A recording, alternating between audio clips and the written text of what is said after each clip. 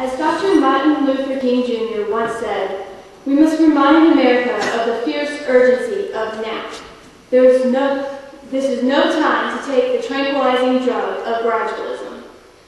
Those of us in the South know firsthand about postponement and the effect it has on the human condition. For hundreds of years, African Americans in the South were treated as non-citizens in this country. Dr. King, clearly facing a Berlin Wall of racism, still stood at the Lincoln Memorial shouting, "The time is now."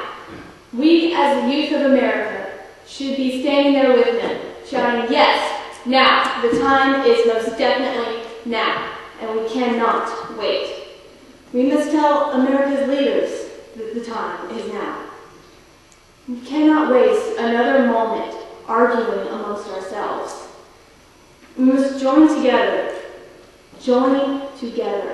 to implement a far-reaching, worldwide environmental policy of change.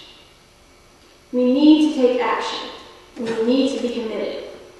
When Robert R., head of the Black Leadership Council of America, was asked, what's the difference between involvement and commitment, he replied, "When I see a plate of ham and eggs, I know that the chicken was involved, but the pig, now he was committed."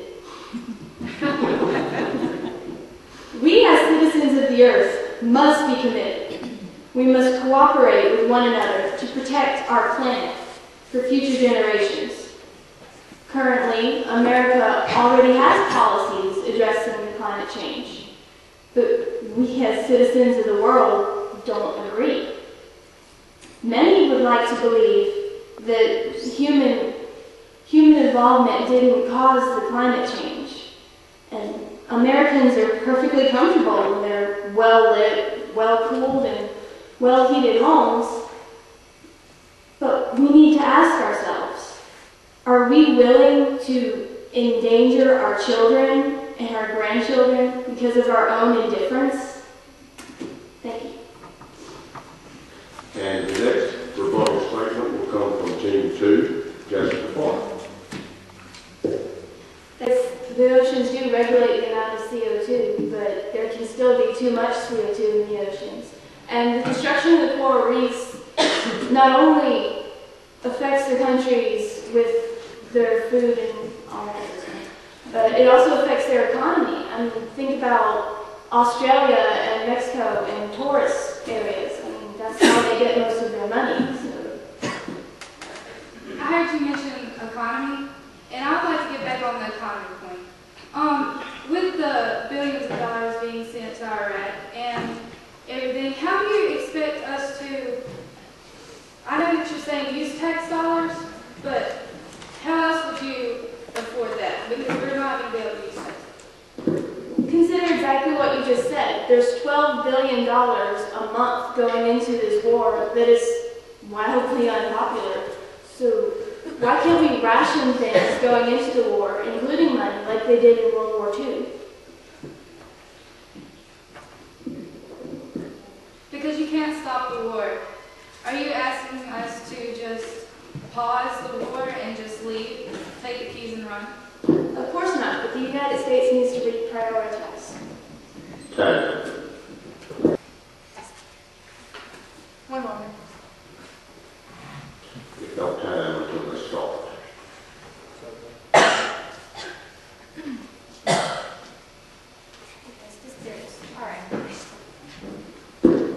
Our stewardship of the world's resources must change, and the basic needs of people must be balanced with those resources that sustain life. The conservation of these resources will require coordinated efforts and incentives from individuals and countries. Once these finite resources are exhausted, they cannot be replaced by human technology. We must take immediate measures to ensure that strategies for the conservation of land, water, energy, and biological resources are successfully implemented and a sound, productive environment is protected. Thank you. Team 2. Team 1 needs to remember, it is up to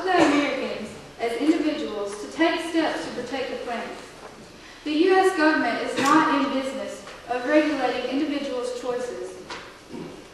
What car they can drive or how to heat or cool their homes. The U.S. government is in no position to ask U.S. businesses to make environmental issue a priority.